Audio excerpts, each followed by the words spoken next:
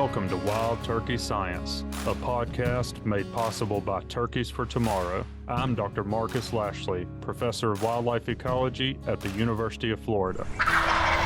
And I'm Dr. Will Gulsby, Professor of Wildlife Ecology and Management at Auburn University. We're both lifelong hunters and devoted scientists who are passionate about hunting, managing, and researching wild turkeys. In this podcast, we'll explore turkey research, speak to the experts in the field, and address the difficult questions related to wild turkey ecology and management. Our goal is to serve as your connection to wild turkey science.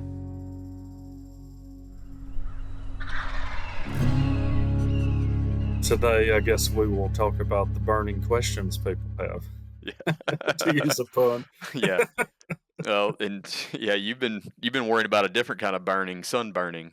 You like this tan, don't you? Yeah. You know, I like the gray in my beard because Yeah. it really makes the tan come out. I mean, I think it accentuates your eyes and your teeth to a lesser extent. Okay. I mean, I meant that as a compliment. Oh, Did you okay. not take it that way? I didn't know how to take it. I'll tell you this though. I probably hadn't laughed as hard at a podcast as I did at our one from last week in a while. Oh, really? Yeah, like when we were talking about, and I was like, "How many followers do you have to get to before I can call you an influencer?" How about that? I think we both qualify as what is it, micro influencers? I like that.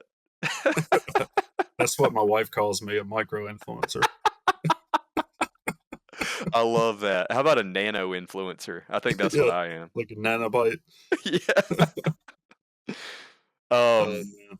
But yeah, we've been getting a lot of questions about burning for turkeys here lately, and I think it's good timing because we're kind of getting back into a time of the year where you do get a few more rain-free periods and maybe get a few more lower humidity days. It's all relative at this time of year, right?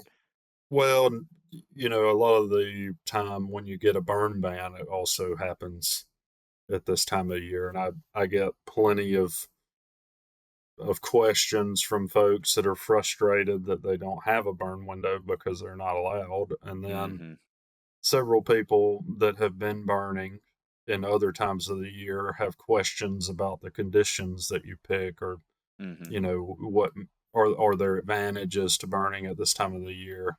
You know, other than just expanding the burn window, in other words. Right. I get those questions a lot, and they're along that same vein. And the one thing that I think I would like people to take away from this episode, if nothing else, is that there's not a right time of the year to burn for turkeys. Yeah. I think I'm with you. I've been a really strong proponent of burning when you get the opportunity. Yeah. And a lot of the details are not as important as frequency. Yes. You know, that fire return interval is the primary filter. That's right. That is influencing the vegetation outcomes from your fire regime. And one of the things that I'm excited about in that regard is that Craig Harper is finishing up the first few years of a study looking directly at fire seasonality in a way. I don't want to say that no one's ever looked at that before, because that's not true. They have, but he's looking at it at a way that's going to be very relevant to what we're talking about, to turkeys. Yeah. And provide a lot of information on that. So I look forward to it. But from the preliminary data that I've seen from that study, I mean, it just reiterates and underlines what you just said, which is that frequency is way more important than season. Yeah. And particularly when it comes to season, as I was telling you, I just got done having a conversation about this with a landowner not too long ago. When you first start to implement fire in an area, especially if it's an area that was previously closed canopy forest, most times you're going to have to burn in winter to start out with, because you don't have the fine fuel layer, the vegetation, the grasses that are very flammable, especially in the understory, to carry the fire. And that is especially true if you're burning in a system that is, well, I shouldn't say it that way. if you're burning in a hardwood as compared to a pine forest, because pine litter is way more flammable. So if it's a hardwood forest and it does not have a history of fire, it's going to be even more difficult and probably make it more important to burn those first couple rotations in winter than it would be in a pine stand, for example. But I usually burn pine stands for the first couple times in winter too. Yeah. Another thing, if you're in an area, I've seen it with longleaf a few times and worked with a couple of other fire scientists that have impressed this upon me that even longleaf pine, if you have a really strong duff layer that has built up, Yeah. because of decades of fire suppression, so Oh still yeah. longleaf in the overstory, but Yeah. you haven't re-entered with fire for a long time. And you kind of imagine, folks have probably seen this and maybe may not have paid attention, but uh, if you go to the base of those trees and they kind of have a mound of duff Oh around yeah. them, even in that circumstances, you can really stress the even longleaf Yeah. if it's going to, If they look like a landscaping tree that's been mulched, yeah, that's around kind the of what base you're of it. describing. Yeah. Yeah, and in that case, you don't really want a popcorn day, so to speak, where everything's so dry and volatile that you'll burn that duff even round. You can girdle the tree even with fire. Hmm. In that Yeah. case, picking days that maybe there's a little more moisture, and during the dormant season where you can kind of chip away at the duff. Most people probably don't have that scenario, but I think it's just reiterating the point that starting in the dormant season, because the conditions are more stable, the the ambient temperature is lower, so you have a little more playroom on that. And the hardwood systems, the litter is a little more flammable, and the sunlight hitting the ground is drying things out. Yeah. So it's good to start there. Yeah. But we kind of get sucked into this vortex, so to speak, to think that's the only time there is to burn. And I hear it all the time, even from people that are really experienced and have been doing it for decades. You know, you hear, "Oh, we're back around to burn season again." Yeah. I mean, I hear that a lot Hmm. with people that are far more experienced with fire than I am. Hmm. Yeah. Yeah. And Yeah. For I think sure. sometimes that can detract from getting the fire on the ground that we're trying to accomplish because we Right. just limit ourselves to too too short of a window. Yeah. I agree. And if it's a stand that's also been immediate or just recently thinned, there's also potential damage to feeder roots too, Yeah, burning right after the thinning. So that's another reason that you might want to consider winter to dial back that intensity of that fire. yeah. That being said, if you're in an open forest condition, expanding the and you've been burning some already, Hmm. expanding the burn window, you can accomplish some things by doing that. But, would not just expanding the burn window to get more fire on the ground or make it easier for you to get fire on the ground, but diversifying the timing can start to accomplish some other things, like Sure. diversifying the structure available at any given Sure. time. Yeah. I mean, I talked to a landowner a couple weeks ago, and he was telling me, "Look, I've had this area on a 2-year burn rotation. When we burned it, I think he said like 5 or 6 times on a 2-year burn rotation." And he said it's just gotten to the point now where basically all I do is I change the height of sweet gum and briars every time I burn. I just make them Yeah, shorter when I burn. yeah. And I There's said, something to well, be said about that. yeah. That's Oh, good. well, it Don't let is. them That go is on. good. Okay. Well, and let me clarify this up front too. That is better than not burning. Yes. Um, if the objective is related to a vegetation condition that it can be achieved with burning, right? So, but even with that being said, I mean, what do you think I told him? Why do you think I told him that that was all he was getting responding with sweet gum and briars? Probably burning during dormant season. Yeah, because he's over and always over burned again. during he's burned that stand in March for all 5 or 6 rotations. Yep. And so that's when I start thinking about diversification of timing. Yeah, you start to select for a suite of plants, some of it from lack of outright kill, they just keep Right. resprouting, and some of it's probably favoring those plants for other reasons, Yeah. and you tend to increase native warm season grass composition, and you tend to retain a suite of hardwood species that could differ depending on where you're at. Mhm. And for that reason, that's why we reiterated so many times on this show that it's important to at least know the most commonly occurring plants in your area. Yeah. Um, so if you know like a dozen that benefit turkeys, a dozen that potentially diminish habitat value for turkeys, you're off to a pretty good start. And we even have an episode on that. Yeah. You know, another thing that came to mind, we can link these in the show notes for people. I really like visuals, that's why I keep bringing it up all the time. But I cut a few videos from tall timbers out of the Stoddard plots.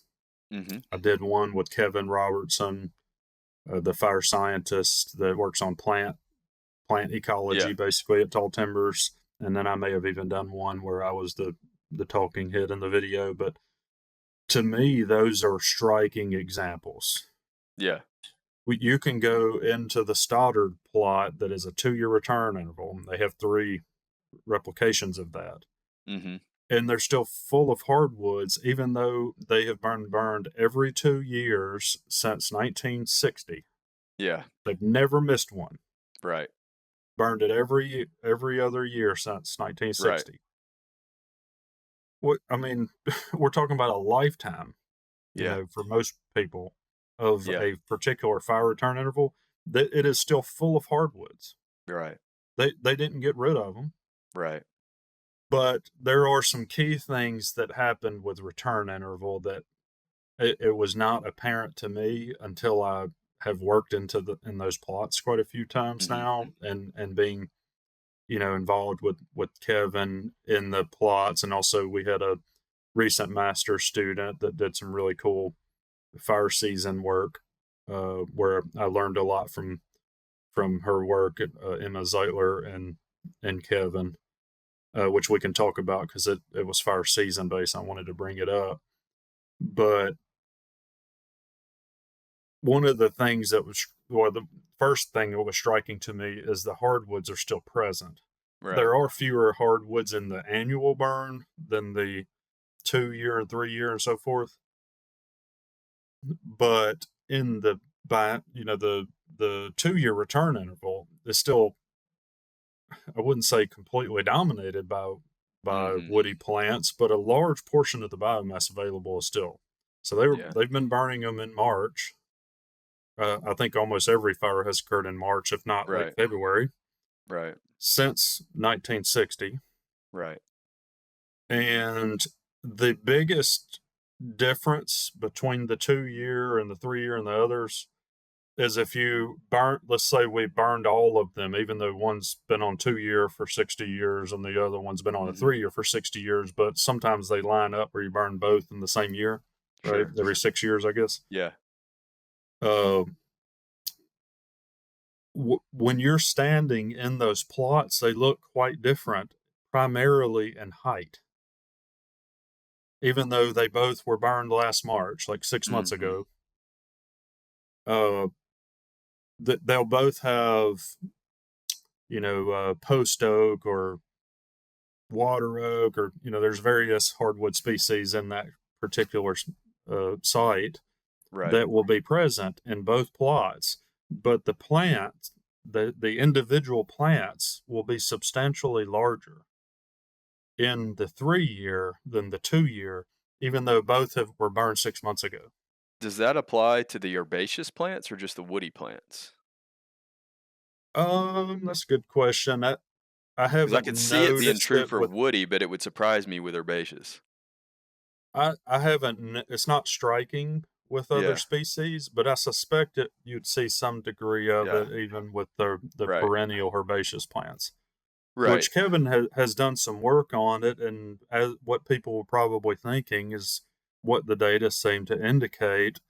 The plants that are in that 3-year interval have another year to allocate, you know, their energy to storage in the Mm. roots. So when Yeah. they get top killed, they have more energy to put into the resprout and they Yeah. grow faster.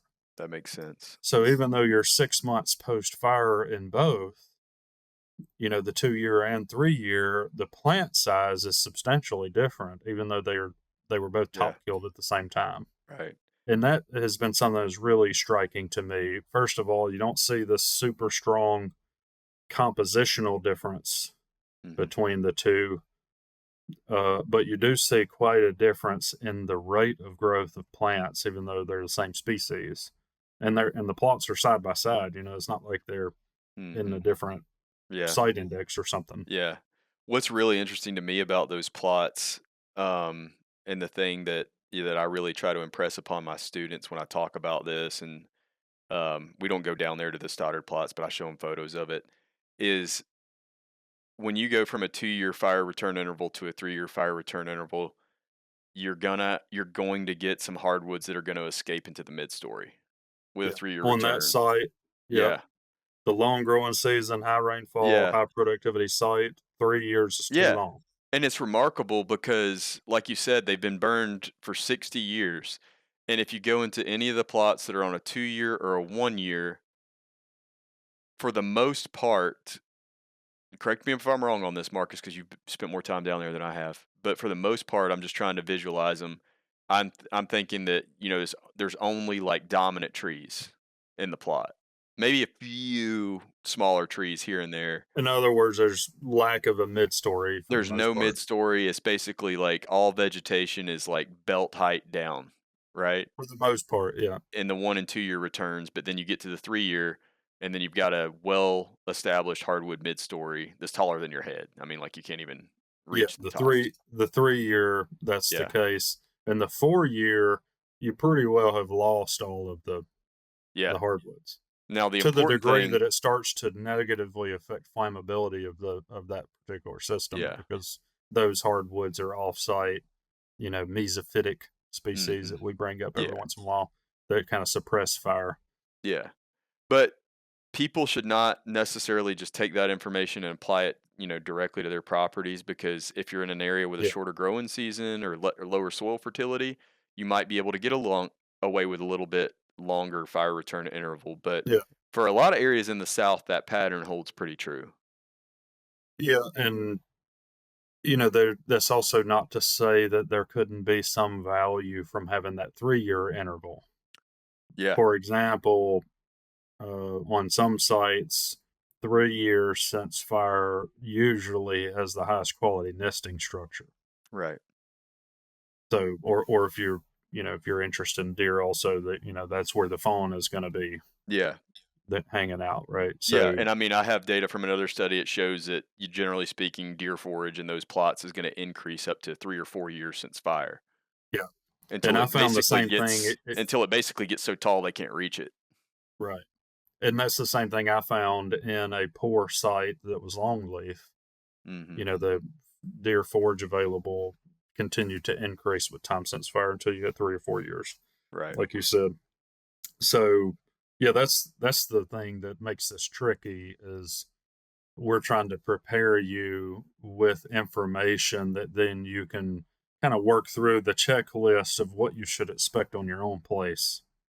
Like Mhm. there are various things that could affect the outcome of fire, and you need to think about what your objective is, understand what that looks like, and be able to That's determine the if you're most needing important it. point, right? Yeah, Is figuring out what it should look like. right. And if you have that search image where you know approximately what you want the vegetation structurally and compositionally to look like, then you start working through these other things like how frequent do I need to be? Mhm. And that I tend to start on the more frequent side, and then in some cases, worked with landowners where they've relaxed that a little bit. Yeah, and another point I think that's important to make too is oftentimes landowners have the ability or the luxury really to relax their fire return interval if the site has previously been sprayed with an herbicide specifically targeting woody vegetation. Yep. Because Yeah, I woody think vegetation that's is oftentimes what forces us to burn again. yeah. Another thing in terms of the speed of recovery, and I think we'll probably get into this with some of our other discussion about timing, but some of the previous work that I was involved with in Mississippi, when we were applying fire during the summer, midsummer, like June, not only did we get better outright kill of sweet gum in particular, but it also seemed like the ones that survived were much slower Mhm. in terms of their growth. Yeah. We did not see that on the suite of hardwoods that we had. We just had this fire season experiment at Tall Timbers, Yeah. Emma's work. We That was one thing that I was keen to look at, and she did a great job measuring the growth rate of plants, like biomass allocation and also height growth, and that did not stick out as this huge effect for the suite of plant species, but it does seem to align that the off-site hardwoods, in her case it was water oak and uh, And what he means by that, while you're thinking about this, Marcus, is I forgot the other stuff. offsite is stuff that naturally should not occur in areas that are regularly burned. Right, they're not typical of upland Mhm. open pine, savanna type Mhm. conditions that would be frequently burning. And that was one of the things that we were really interested in, and particularly during the summer when we burned at that time, that was more consistent with the historical lightning season. It seemed to more favor the couple of hardwood species that uh, that are adapted to the frequent fire system Yeah. over the others. Right. But I was expecting particularly the fall fire to really affect the growth rate of the plants, because we had seen some of that in the Mississippi studies, and it just didn't show that strong effect. Mhm. That being said, we have a couple of experiments, and I'm really curious to see. I haven't seen some of the results from the study with that Craig's leading. Mhm. Uh, we have seen some compositional effects from some of the studies around the South. Mhm. That particularly the midsummer and fall can start to shift the plant community, particularly away from some of those problematic hardwoods and grasses in some cases, toward a broadleaf herbaceous community, or in other words, Yeah. forbs, Right. which we talk about quite frequently, I would being assume dispersed. everybody listening knows what that is. But, that is all true, and generally speaking, that's the way that I think about it is, if you start, let's just say you start your annual burn window in January, and continue it all the way through December, the way that I typically think of it as is the further that we can get along into the growing season, the more root kill I'm likely to achieve on hardwoods, the more forbs I'm likely to stimulate. I think of it as a gradient as I get later and later in Yeah, summer, more hardwood kill, more forbs. right. Um, but there's a caveat to that too that I only learned through practical experience of applying fire during non-traditional times of the year that it turns out it's just kind of hard to get stuff to burn in July. Yeah, So you have this weird interaction with fire intensity and your ability to apply fire to the ground with the vegetation effects that it has should you successfully implement it. yeah. Well, no, I think that I'm with you. I know that was a problem on our fire our seasonal experiment with, Mhm. uh, with tall timbers. It was also a problem on the regional experiment that Craig's leading. And I personally have had that experience with a couple of experiments with Yeah. various graduate students over the years in hardwood systems. Right. If you're in a closed canopy hardwood Yeah. system, it's not going to burn during that time of year. Just save your It, fuel it, and matches, right? yeah, it just doesn't do well, Yeah. without getting the canopy open and transitioning, the community and the understory to something more flammable. Right. It just doesn't work well. But even in the case of the pine savanna, you know, without having a full canopy of pines casting needles that are flammable, you know, if you're at 40 or 50 basal area, a lot of the vegetation in that understory, if it's old field vegetation and not, native ground cover like wiregrass Mhm. or something, um, you don't have the fuel there either because you don't have enough needle cast. Yeah. So it is a weird interaction, and unfortunately, people want us to give a perfectly generalizable Yeah. answer, and it's site specific. And the more I work with different scientists on different sites to do different things, the more I realize that it really does depend a lot. Like, what are you going to get out of fire at this time over here is going to be different. Yeah. You get This on. is kind of an aside to speak to that point, but it's one that I think you'll enjoy, is that, man, how hard is it to do a damn fire experiment? It's, just there's so many factors that affect the outcome of a given Yeah, burn, and all of and everyone who's a practitioner understands that. yep, And they're like, "Well, they see your results, when you submit it to a journal or whatever, and they're like, "Well, why did you get this response? Was it like this when you burned, or did you make sure that you had, this condition or that?"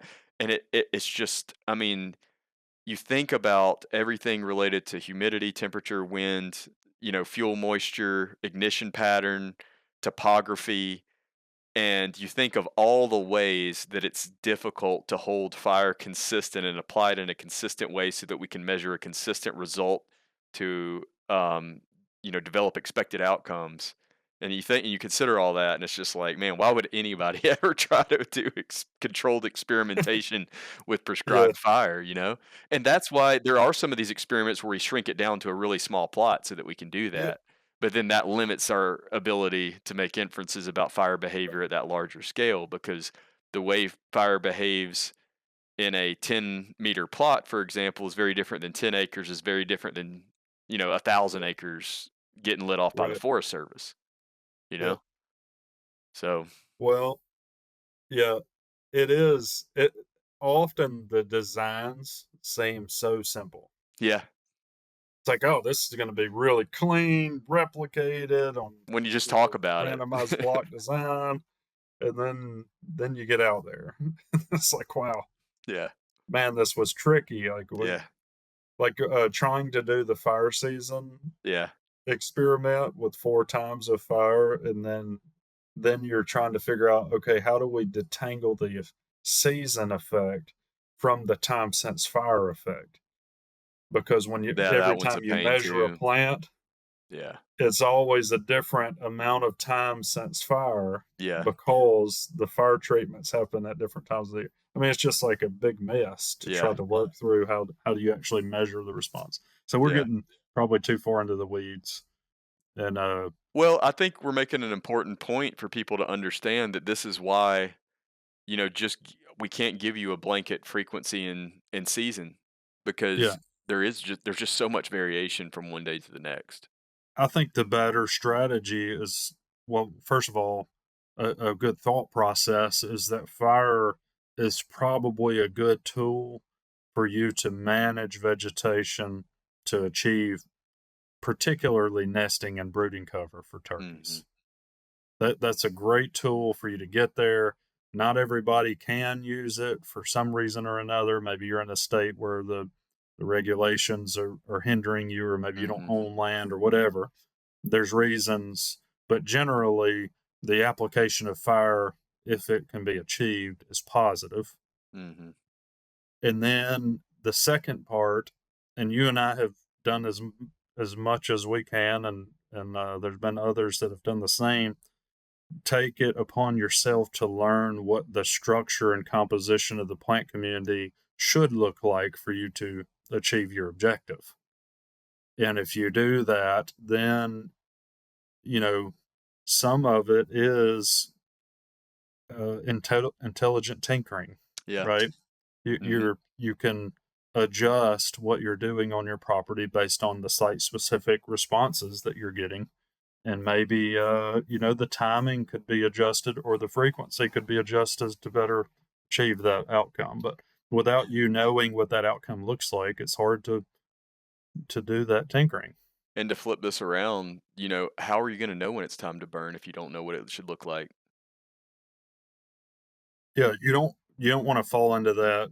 I'm burning now because I'm supposed to keep a 2-year fire return interval. I know. Yeah, that's my point. And so, like, if you can't go out there and if you're gonna go burn an area, you should be able, to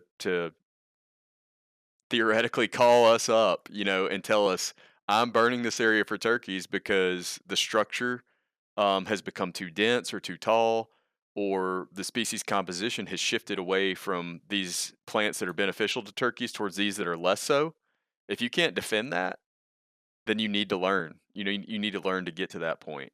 And it's the same thing with herbicides. I mean, like, how are you going to go out and implement the brooding cover herbicide management strategy that Craig laid out so perfectly last year about this time? If y'all want to go back and look for those episodes, if you can't ID the plants, how are you going to know which plant to spray? Yeah, I do that with my class. We go out and sometimes some I'm going to do that this I'm fall. hesitating to say this, but some of the invasive species might aesthetically look fine, Yeah, to the untrained eye, and then it's like, well, what if we have very similar structure to what we're trying to achieve here, but it's all a mixture of Kogon grass and you know Sericea. yeah, that's awesome. I'm going to take, we start class here in a couple weeks, and I do my habitat class in the fall, and we start out with plant ID. That's what I'm going to do. My first Friday lab this fall is I'm going to take them out. We've got a nice little field on our demonstration forest, and I'm going to say, you know, I know a lot of you here probably aren't too keen on learning plant ID. So Yeah, we're gonna do a little exercise and, talk about which plants would you spray and which ones would you not. What yeah. about this one over here? What about that one over there? And just to kind of drive that point home. I'd start when I was teaching habitat in the fall. I did something similar to that, where I'd take them to a field Yeah. right out of the gate, and just ask what do you think about this field? Is it good for wildlife? And Yeah. then we'll kind of work our way down. It's like, Yeah. well, it's basically a Bermuda field that they stopped mowing, Yeah. so there's some structure in it. Probably But good for a deer. if you look underneath it, it's just a thick Yeah. mess of Bermuda. Probably a good But place to nest or, for a deer to bed, but beyond that, maybe yeah. it's a pretty good mess from my point of view. I do something a little bit similar to that where we've got a really nice looking pine woodland that's kind of at the front of our demonstration forest, which is where we got a little pavilion there where I teach most of my classes that are out there. And that pine woodland by the pavilion has been burned annually for a long time. And so it's big mature 24 inch trees, open canopy, just flat out through there. It looks beautiful. Looking at it, it's just grass as far as you can see. But 99% of the grass is Johnson grass, and the only other thing that's growing in there with any regularity is Chinese lespedeza, Sericea lespedeza. And so I take them out there and I'm like, is this good for wildlife? Because a lot of time, and that's a bad question, by the way. People should, our listeners should Yeah. understand that good for wildlife is a bad question. Um, and Why is because it a bad question, it's Will? not species specific. Elaborate. And You to say can't just whether or lay not that on them and it's not not tell them why. species specific, and you're not speaking to what aspect of life history that it does not meet, right? So, um, but anyway, yeah, so I show them that and I say, is this good or bad for wildlife? And up until that point in our program, a lot of them have heard, positive things about, open canopies and fire.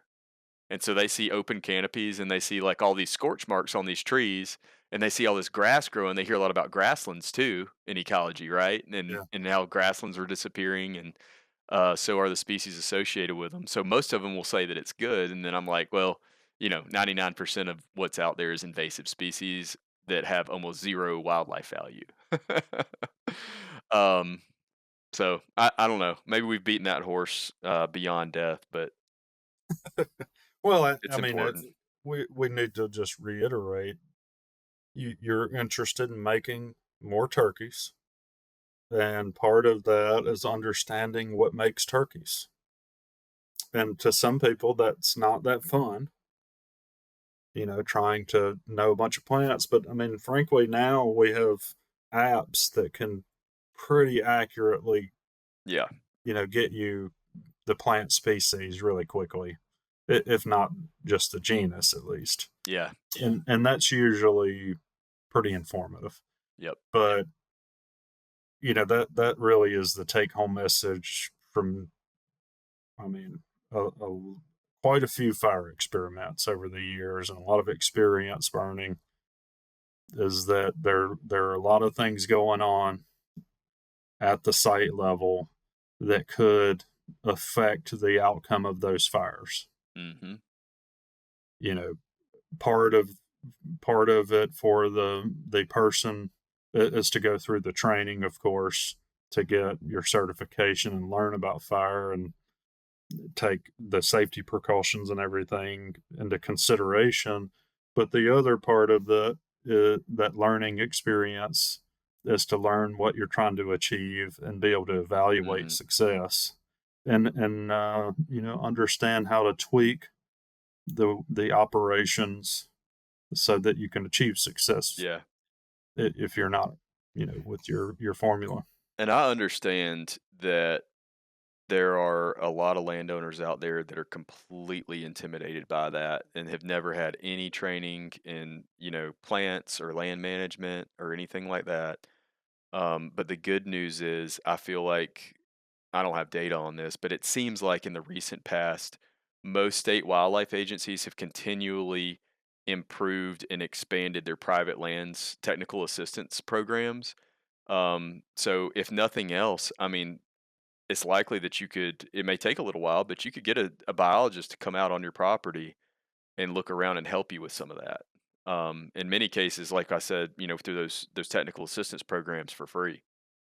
Yeah, and of course there's plenty of knowledgeable consultants available. You Absolutely. you have ways to bring that knowledge to the table if you don't already have it. That's right. There are options out there, I mean, resources. listen to this podcast. Some people think that has improved their skill sets, or at least they Mhm. write that in our comments online. Well, I'm glad you remembered to throw that one in there for our non-listeners. Oh man, Come on, non-listeners, you gotta you listen. really got me. Well, we need to remind our listeners that there are still people not listening, and if they think that we're helping make more turkeys, the best way we can do that is to get the information into more people's head. That's right. That's right. So I know this was kind of a quick one and we jumped around a lot. Um, but Well, one thing I feel like we've given folks some things to think about. I did want to ask you one more question Yep. that keeps surfacing, and you put me on the spot earlier, so I wanted to put you on the spot. Fair. Are there We talked a lot about burning at different times. Is there anything else in terms of conditions, burning conditions, fuel conditions, anything else that you are viewing differently when you're burning at this time of the year versus if you were going to do the same thing in February? That's a really good question. Um, I'm probably going to have to burn with a higher humidity than I would in February, just because it's not going to get as low. um, Other conditions, I might go with a little bit longer rain-free period. I might be feel comfortable with that this time of year compared to in wintertime when things dry out a lot faster. Just because you have, all the plants are actively growing and full of moisture right now. So you may need a little bit drier conditions, or maybe you would even look for a day. And this is the thing, right? Because we talked about earlier how all this interacts. So so let's just say like maybe you're not able to get that humidity value that you want, but maybe on that burn day, you've got a little bit of wind, right? That'll help you out. It'll help push the fire along. Or maybe it turns out that you're burning and you don't have enough wind one day, but maybe the RH is a little bit lower, so that helps carry the fire. So all this stuff interacts with each other, and just because maybe one parameter you can't find a day that meets that, and I'm not saying to if that's something that's going to make it dangerous, don't do that. But if you're just like, shoot, man, I can't get below 55% humidity, I can't find a day. Well, maybe you look for a day that has 55% humidity that has a, couple mile an hour wind higher wind speed than what you would typically call for in your prescription, and that'll help push it along a little bit. Is that what you're asking? Yeah, I think so. I just get questions like that quite Yeah. frequently, especially, in the last month or so. Right. This time of the year, I get that a lot. Uh, I think to add to that, I just want to reiterate wherever you're at, if you haven't done it already and you're interested in using fire, your state agency offers a training where you can get, prescribed fire manager training. So take advantage of that. Two, even my shop put together with some other scientists a free online training. It does not Mhm. certify you, but we tried to be all as inclusive as we could of all the things you'd want to think about and learn about when you were using fire. So we can link that in the show notes. Charlotte was foundational in helping create that training. And we go into wildlife habitat considerations and smoke considerations and all Mhm. sorts of things. That's We great. So, also, like, even if someone has taken a fire training, it would be valuable for them to go into that habitat stuff because most prescribed burn manager training does not include that. right, and we had other modules in it, and it's freely available to everybody. If you want to take it, and you can take it on your own time. You don't have to do it all at once. You can do it over a couple month Mhm. period if you want to. But we went into a few topics that are not covered widely. For example, the another one I wanted to bring up is we talked a good deal about prescribed burn associations, what those are, how they get created, what are characteristics of ones that are successful, and then how might that help you as an individual landowner. And that information I think is important because many people may not be aware that you are likely in a place, if there's a strong fire culture for sure, where you have other landowners that are interested in using fire, and in some cases, they have put together local prescribed burn associations where you can basically participate in fires on other people's land to get experience, share Mhm. resources with them. Some of them have fire, like a fire truck and fire tools and those kinds of things that you may Yeah. not be able Yeah, to a lot of keep them on hand. have utility trailers that they'll bring to your property that has everything you need in it. So you can participate and gain a lot of things from it, even if it's just experience, it may Mhm. be worth it, or community, just to Yeah. find people that are like minded that want to use Yeah. fire. A lot But, of forestry those state are forestry commissions have those learn and burn events too, so that's yeah, another place to look for those. particularly in the South, that has been a really, um, what's the word I'm looking for? Common opportunity, I guess would be Yeah. a good way to put it. Like there are learn and burn opportunities for you to gain experience. I see them commonly in, the deep South in particular. Not that they don't occur elsewhere. I don't really Mhm. keep up with it in other places. They may be just as prevalent, but I know they are in the deep South. Right. And that, first of all, there are lots of opportunities for you to gain experience and get comfortable with what you're doing, and then learn some. You learn a lot from these different experiences, and you start to understand how you can tweak things to better achieve your objectives in your Exactly. situation. Yeah. So I think you know the there is a lot of information at your disposal to develop, and presumably folks that are listening to this podcast already know that, and they're Mhm. active learners trying to seek out information, or they Yeah. wouldn't be listening to us. I don't think they're listening to us because you're funny. Nah, it's just because of your good looks. I said listening. They're listening because They're of my listening for looks. your good looks. You can hear them through the airwaves. Yeah. Oh, Well, maybe man. so. Maybe Yeah, so. we're digressing Yeah. profoundly at this point.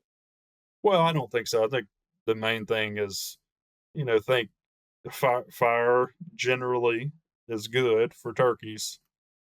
Take it upon yourself to understand how to use the tool to achieve objectives, and then make sure that you're doing that safely. Yeah, I mean, and that's the thing is if you check off all those boxes and that path to getting certified that, Marcus was talking about, and you build a little bit of experience, maybe do a couple learn and burns, and you're still scared to drop that match on your property, I think that's totally normal. I started with fields. I cut my teeth on them, especially like small food plots, just burning off food plots.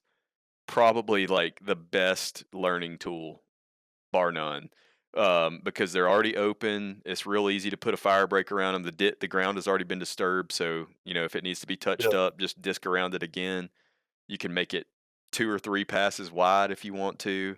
You've got consistent fuel. It's probably dried out, especially, if you've waited until you get on into spring or summer, or you've even sprayed it, then it's going to burn really good. And so it's just, that's a great place to learn. But even if you don't yeah, have that, maybe block off, some of your wooded acreage and just burn smaller blocks of it, like, yeah. your bow range burning idea. Well, that's one thing I was going to say. Starting small. You don't have to start with the tricky, huge area. That Mhm. you're not quite sure how things are going to go. You can start to gain experience in other scenarios, and being able to see the whole unit at the same time like you can in a field, or years ago folks may have heard that bow range burning idea. That Yeah. was the same thing. Yeah. Get just scale down to a size, and that was a quarter of an acre. Yeah, but I mean, if you started out, cutting your teeth on burning 20 acres in a block, if it's wooded and you have very little experience, you don't even know where you should be watching. You know what I'm Yeah, saying? yeah, Like, it's so intimidating. It's like, not only can I not see the fire, I don't even know where I need to go look at it. Like, where do I need to spend most of my time? So that's just simple stuff that you're going to gain through experience. yeah. One of the things with the bow range burning that I really learned from that, it's not that we're going to change the world with quarter acre fires everywhere, but what it did is make it accessible to a lot of people. And they started there. And same thing can be that, with your field situation. And Craig kind of has a hybrid of that he does where he's burning a small field. Yeah. But the point is it's making it accessible so that people start using fire and get comfortable with it. And then they start scaling up. I bet in terms of my influence on people using fire, that has been among the top things that Mhm. I've ever done. Yeah. And all you guys were picking on me about it, and it's like, well, it made it accessible to people, You know what I and just that's realized? that's what you need to do is make it accessible to people. You're right. But you know what I just realized? You know what you What's that? did? You created a gateway drug to prescribe burning. That's what it is. Well, you can do that in different ways. I don't know if It's I'd a call it a gateway gateway drug. drug, It's a gateway drug. but, you know, when you're looking at a quarter of an acre, it's like, "Oh, I can do Yeah, this. it gets you This is it not a but big that deal." is it. It gets you hooked, And you know? then yeah, and then it's like, "Well, I could do a half acre," and then the next thing you know, it's 25 acres, and you're making a pretty big Yeah, difference then, yeah, that's right. So it's that gateway in. That's right. Well, good Yeah, stuff, man. yeah. Well, hopefully, folks are still enjoying these episodes. We are, again, responding to audience. I've gotten quite a few questions in just the last few weeks about burning. Mhm. So, and we've been talking about, improving habitat for poult rearing in particular. And this is a good tool to help you get there. Yep, that's right. So, Well, cool. good stuff. Maybe we need to do something again about acorns here pretty soon because, folks' minds are gonna be shifting to that. Acres. Acorns. Yeah. Well, I was also thinking about, let's talk about some fall food plot management, Yeah. thinking about turkeys for spring. There's a lot of folks who will be planting their deer plots or doing things this fall, so that'll Next be another month. good thing. Yeah, September, a lot of that's gonna start. That's a really good point. Yep. So definitely some good stuff on the horizon like that. Some good, hopefully practical information that can help folks on their Yeah. land. So and let us know if you have particular questions again. We've gotten a few questions requesting that we talk about this topic. So Yep. and here it is. So, if you really want to hear about something, let us know. And And and we'll if kick it up the list. a lot of you that have, considered sending in questions haven't done so because you think, "Oh, they're not gonna pick mine," there's a good chance we will. Actually, like, these past couple of weeks, I haven't gotten that many. We've had some conversation about previous episodes and things like that here and there, but it's not like we're getting a ton of questions the past couple of Yeah. weeks. So there's a good chance if you send it in, we might address it. Yeah, I think pretty much all of the questions that I've gotten in the past 6 weeks or so have Yeah. been related to poults or burning, Yeah. and we've belabored those topics over the last several episodes, so you're Hmm. right. Uh, please let us know if you have things that you wanna hear about. So, Cool. Well, we've got a grounded brand giveaway again. hey now. Yep. So today we are giving away a Grounded Legacy hunting scene shirt. So, I like it. that's a good prize. Yep. And I've got a recipient of that. In your semi-random process. Oh, it was completely random this time. I hope it's somebody we already picked before. We wouldn't even know. You just love to see me fail. Only when it's in good humor. Okay. Only when it doesn't matter. Yeah. Hey, Marcus, just a moment to I think we should celebrate. I mean, that's like we're at 501 reviews. Can you believe that? Really? Yeah. On Wow. that's just on Apple. Yeah. Wow. That's a pretty cool milestone. What are we gonna do when we hit 1,000 reviews? um, Nothing special? I Keep don't know. going? I might get some McDonald's for lunch on that day. All right. Mickey D's. All right. The winner of the Grounded brand shirt is ADK Iceman. So ADK Iceman. Iceman, reach out to us. And I wanna read the review because it cracked me up. He said, he or she, I should say. Well, Iceman is probably a guy, right? Probably. Probably. He said, I love it when I'm speaking with a customer on a job site and they look in the woods when the gobble happens during the intro song. Cracks me up and has happened on multiple occasions. That's awesome. He's on the job site and he hears the intro gobble, and You know everybody what? looks around for the turkey. That's hilarious. I do love the intro personally. It's Yeah, like I want it. You know how when you hear a gobble in the woods, that's pretty close, yeah, and it just sends chills down your yeah. spine, Oh, yeah. like your hair stands up. It gives me that kind of feeling when I Oh, I hear it, know. Yeah, I don't and know if we I ever really said like this that. before, but that was, that gobble was actually recorded by one of my automated recording units that was on a research Yeah, project. That was on a research project. yeah. I think we said that at one point, but that is a real gobble from Yeah, an Alabama turkey. and that I mean, that gobble is a data point in one of my papers. Yeah, that's cool. So, kinda funny to think about You the know, link. just a really quick sidebar. We've been going through a lot of our ARU data from all over Florida. And we've Mhm. got 2 years of data from a bunch of sites and got some cool stuff on the horizon about that. But they sent me some clips recently, and I went in and clicked on a few of them. You know, we're testing the Yeah, data set right now and kind of training artificial intelligence to help process it. And part of that process, you have to go in. Someone manually has to go through the clip and see was there actually a gobble in it. So I clicked through several of them, and a few of them that had gotten wrong. The look, and they were rated low confidence, so that yeah. made sense. But then I got into the high confidence ones. It's like, oh yeah, that was a gobble.